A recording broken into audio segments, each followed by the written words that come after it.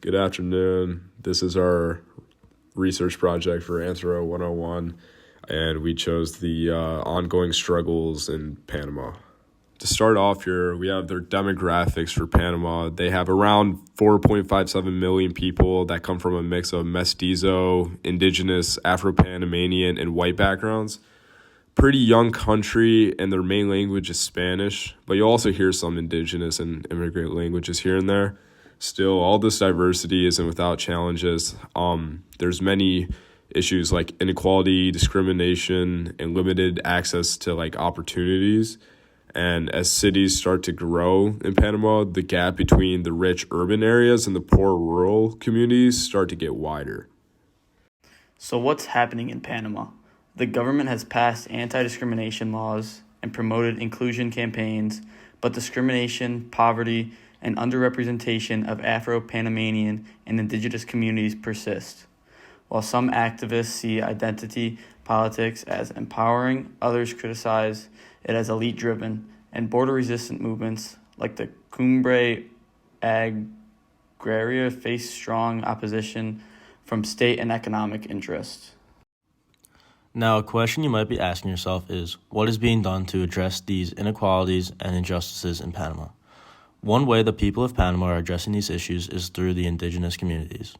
The indigenous communities lead peaceful protests to demand land rights, cultural recognitions, and protection from violence. In addition, youth and urban protesters speak out against poverty, unemployment, and inequality, often joining forces with these indigenous groups. Also, human rights organizations such as the UN and the Inter-American Commissions have condemned the government's violent responses and called for respect for the protesters' rights.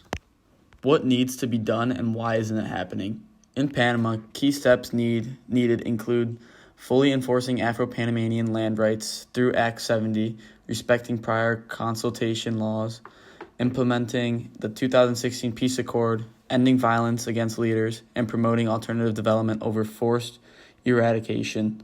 However, these efforts are stalled by a lack of political will, strong resistance from powerful economic interests, weak law enforcement that enables illegal activities, systematic racism that marginalizes Afro-Panamanian voices, and international pressures that prioritize drug control over community rights and environmental health. So the reigning question is, why do so many Panamanians live in poverty compared to other countries? And to keep it short, the elite control has had for decades. A small group of wealthy families and political elites have controlled most of Colombia's land, money, and decision-making, which has made it really hard for regular people to get education, healthcare, or even basic opportunities to improve their lives.